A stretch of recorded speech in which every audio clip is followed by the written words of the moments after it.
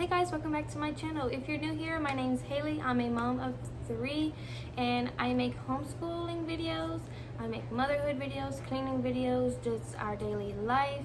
Go ahead and click that subscribe button if any of those topics interest you. In today's video, I'm talking all about 3rd grade curriculum, and the curriculum I chose for my 3rd grader. I still feel like I'm still researching all the curriculum or trying to get other things. So just watch this video and comment down below what you're using for your school age children, whether it's 2nd, 3rd, 4th grade. I would love to see what you're all using. So starting off with math, I wasn't sure what I wanted to do this year for him. He is a math wizard and me and him love math. We figure out problems the same. I don't know how to explain it on camera because it's just weird. We just think about the problem and do it, and it's just I don't know how to explain it. Well, last year we used the Good and the Beautiful level 2. If you know anything about the Good and the Beautiful, then you know that they're coming out with the Simply Good and the Beautiful. It's like a whole revised math curriculum. Unfortunately, it will not be out until August and we would have already started school. So I was looking into other math curriculums until that one came out. Then I came across teaching textbooks. So on my iPad here, we have teaching textbooks, Math 3. We pay for it for 12 months. And it's a whole year, so from June till next June we will have level 3 or math 3. I like teaching textbooks because after they complete the lesson, you can go back and see what they missed, and it kind of grades them on what they missed and got correct. And I kind of like that because I can go back if he did it independently and just see what he needs help on. I will get Simply Good and Beautiful, and he will do both because he excels in math. Math is like his #1 favorite subject, and I don't want to say that, and I don't want to say that he's doing a lot of math, or it seems like he's doing a lot of math, which it may be to you, but like if he is interested in math and wants to learn math and he's not complaining, then I'm just going to let him explore and learn all the math that he wants. The last thing for math I have is the Good and the Beautiful musical multiplication. I'm not starting this until after Christmas or after December, so I don't want him to master it this year. I just want him to get in the groove of learning multiplication facts. So we have musical multiplication. Last year was our first year homeschooling, and I did not do any science or history, geography type of materials. So this year for science, what I am doing is doing the KiwiCo crate boxes. Channing gets the Kiwi crate. What I like about this, it includes everything you need to make 2 or 3 little STEM projects or STEAM projects, which means science, technology, engineering, art, and math. For this box, it was me and my body. Discover and explore your amazing anatomy. He really just learned about these organs and then his digestive tract and how he eats and chews and how everything all just breaks down and comes out to poop. So he kind of learned all this. He learned how to sew and stuff, which I think was pretty cool. The brain, the heart, and the stomach. The next thing he did was made a stethoscope. Yes, it really you can really hear your heart, which is cool. So I kind of doubted it at first, but then once he made it, you can hear it. And from now on, I'm really sticking to KiwiCo until our budget says we can't. If you are doing any type of subscription boxes with science like this, comment down below and leave me what you do. Or if you're not doing subscription boxes and you're doing a curriculum, let me know down below. I would love to explore all what you're doing because I like to connect and research and explore different things for my kids. This year we will try to implement history. I'm not really pushing history out. What I chose for history was History Quest. This one is the early times, prehistory to 8th century. This is the student guide, and if you watched my video before, you know that I do not have the teacher's guide or the literature book. That book is like the teacher's manual where you read the lesson to the kids or kid, and they do the worksheet for the day or the lesson for the day. If you watch my video, you know that book didn't come in on time and it was back ordered or something. As of now, it still hasn't been shipped to me. It's supposed to get shipped in a couple of days, and if not, then I'm just gonna have to order it off the actual website and get my money back if I can. It was their fault. I have this D.K. Smithsonian history year by year. This is to go along with the history quest. Whenever they learn about a certain era or something else, we can look in here for more details or learn something about it. I just want to show you what's in here. This part.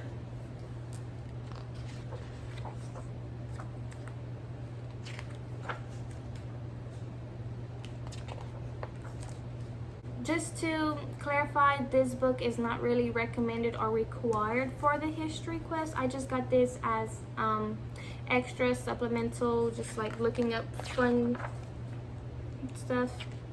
Speaking of like history, geography type of worksheets, last year we started map skills and geography. He almost completed this book and he started this book. I have these still just as for hands-on quiet time while I'm working with his sister.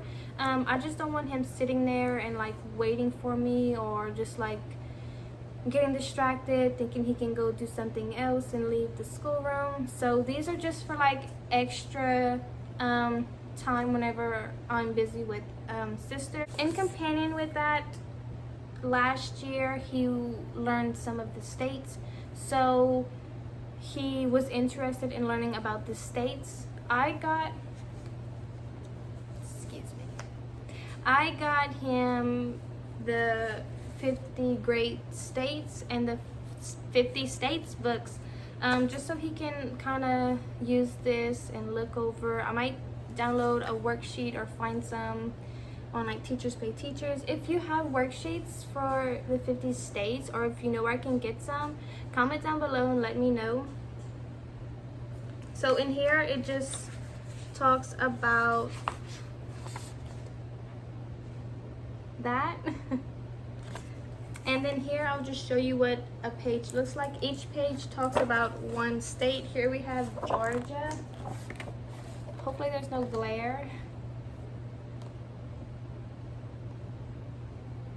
He's still interested in learning the 50 states, so I'm not just gonna like not buy this for him or not let him learn about it, because eventually we will learn about the 50 states and everything else and countries and more so on that. But he's interested in it now, so I don't want to waste away his interest. I want to build upon his interest, even though it's just the 50 states. Moving on to handwriting, last year whenever I was buying handwriting, I bought 2 of the level 2 handwriting books. I'm glad I did, because I am not ready for him to move on to the level 3 from the Good and the Beautiful. From the Good and the Beautiful, the level 3 is all about cursive. I'm not ready for him to learn cursive because I feel like he can practice more on his handwriting. Poor baby, he has his daddy's handwriting, but I don't have the best handwriting, but I try to make him write neater and have more penmanship. So after he completes this whole book, then we will move on to level 3. Okay, the next subject is something I really don't want to talk about. Language and reading and spelling and literature, and that big subject can fit right here and go out the door. Last year was not our best year with language. I don't know if it's because I didn't like the lessons, if it was too much time, or he wasn't interested in learning it. So I went to the Good and the Beautiful website, downloaded and printed the level 3. The level 3 was a free download. I didn't want to spend money on the bounded book because it is free. So if it don't work, I don't want to be like, I spent this much money on this book. But I downloaded it and I put it in a little binder right here. I'll just show you. Ooh. This is old paperwork. I just put it in this one because it'll fit in this one. The language, arts, and literature covers literature, grammar and usage, punctuation, art, geography, spelling, vocabulary, and writing. That was okay for me because we did learn about other things besides just like grammar and punctuation. I don't want to like ruin his reading with like language, arts, and the literature part, but like I want him to like love books, but like I don't want him to like put like books and language together where like he thinks it's one and it's gonna make him hate reading. So I am on the lookout for a language curriculum. Yes, I have this right here and I printed it out because I wanted to give it a try. I did get some supplemental books I'm gonna talk about in a minute. If you are using a different language arts curriculum and reading and spelling curriculum, please comment down below because I am on the lookout for a new language arts curriculum that best suits and fits him. Or tag me in your videos if you made a video, because I love watching other mamas talk about their curriculum because it inspires me and I like to research on it, and hopefully if I do enough research and watch enough videos, then I can try it out and see if it fits that specific child. Along with the curriculum, I did buy the hard copies of I Sat by the Sea, a poetry collection book, and then the level 3 personal reading. Now diving into our supplemental language and reading books, we have Explode the Code 4 and 4.5. Explode the Code 4 teaches the essential lessons for phonics mastery. I'm just going to open it and show you a page.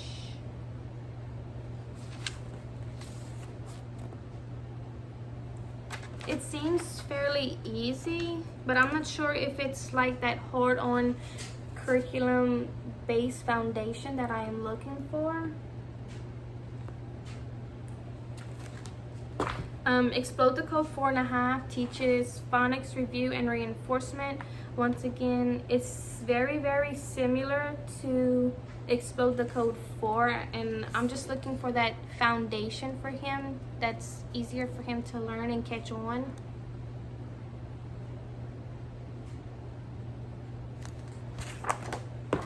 Now the next workbook for reading and writing for language, if you want to call it, I'm not sure what subject you want to call this, but I think you will most likely enjoy. This is a Star Wars workbook, 3rd grade reading and writing. It has all this included, and I think you will like it because it is themed and character-based learning. I will just skim through a couple of pages.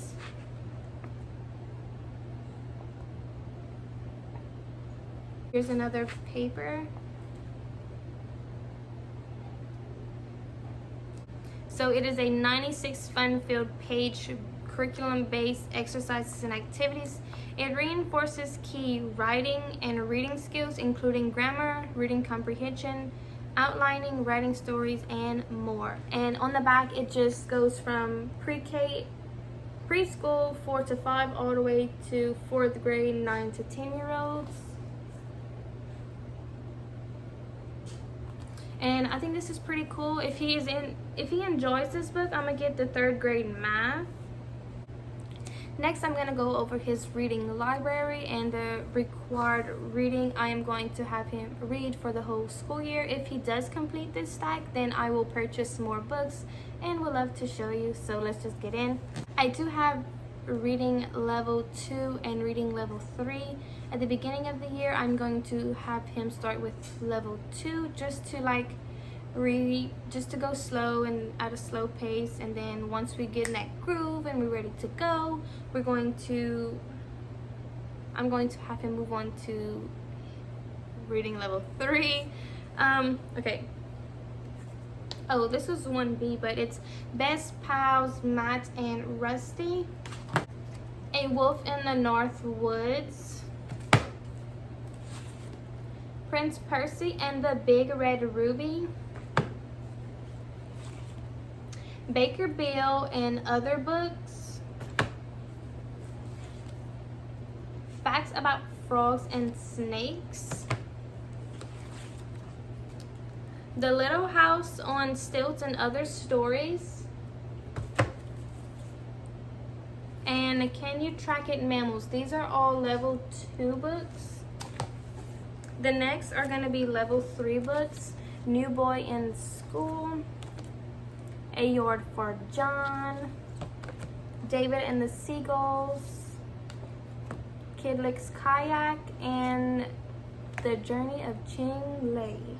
I say Lei, I don't know. Probably not saying it right, but I say Ching Lei. Okay. And then I wanted to get him something else to read besides from the Good and the Beautiful Library. So I found the Imagination Station series. This is book 2. Whenever I went to the store, they didn't have book 1, but book 2 is Attack at the Arena. I want to get him more like adventure books. The last thing he will be doing is unit studies. Guys, I'm making my own unit studies. That is pretty happy for me to say, because last year was like, okay, math and reading, let's do this, take it out. As the school year went on, I noticed some of the things my kids enjoyed and liked learning about. So for this year, I decided to make my own unit studies. I started planning a couple of weeks ago just so we can be ready for when school starts and that week comes. We start school the first week of August, so our unit studies will start the first week of September, because August I just want to focus more about just getting started again and the new school year. Our unit study will be about fall and fall theme autumn, which will roll through the first week of September all the way through the last week of November. Each month will focus on like our one character word, like sharing or caring or something like that. Guys, it's not really planned out well. I'm just still kind of taking it all in. But the first week of September, I can tell you we're learning about apples and Johnny Appleseed. And what we're going to do is learn about the apple tree, the life cycle, do arts and crafts with apples, do taste testing with different kinds of apples like the red, yellow, and the green apples. We're going to make like applesauce, apple cider, apple pies. Like, I just want it to be like fun, hands-on, and super crafty. Now whenever we learn about Johnny Appleseed, we're going to learn about like his real name, John Chapman, I think that's his name, or Johnny Chapman.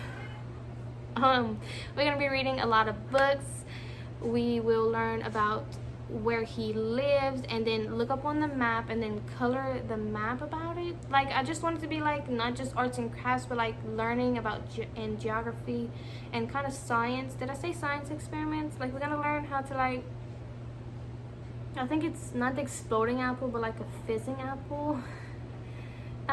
So that's what I kind of want to do with unit studies. That's just an example of like the first week of September. The next week we'll learn about, I'm not sure what I have, but like in October, I have planned, like, we're gonna learn about bats, the life cycle of a bat, the parts of a bat. The week before Halloween, we're gonna learn all about pumpkins, the life cycle of a pumpkin. We're gonna paint pumpkins, carve pumpkins. We're gonna explode pumpkins. We're gonna roast the pumpkin seeds, make a pumpkin pie, pumpkin smoothies, pumpkin drinks, pumpkin everything. Like, I'm just so excited about our unit studies. Like, sometimes we might not even pick up this curriculum because we're gonna be doing unit studies where it covers like geography, art, science, and just be really, really hands-on. November, it's Thanksgiving, so we're gonna learn about turkeys, the life cycle of a turkey, the parts of a turkey. We might eat turkey or carve turkey. Then we have the first Thanksgiving. We're gonna learn about the Native Americans and the Pilgrims and the Indians and whoever you want to call it. We're gonna learn about corn and then the life cycle of a corn, ball corn, eat popcorn, learn. It's just, everything's just gonna roll with it. I don't want to talk too much about it, even though I already did. Guys, that was a lot to take in. If you watched all the way to the end, thank you very much. Go ahead and give this a thumbs up. Please don't forget to comment down below all the subject you're using, all the curriculum you're using. I would love to get your ideas. If you have a video, go ahead and leave it down below. I would love to watch it as well and support you too. That is it for this video. Bye guys.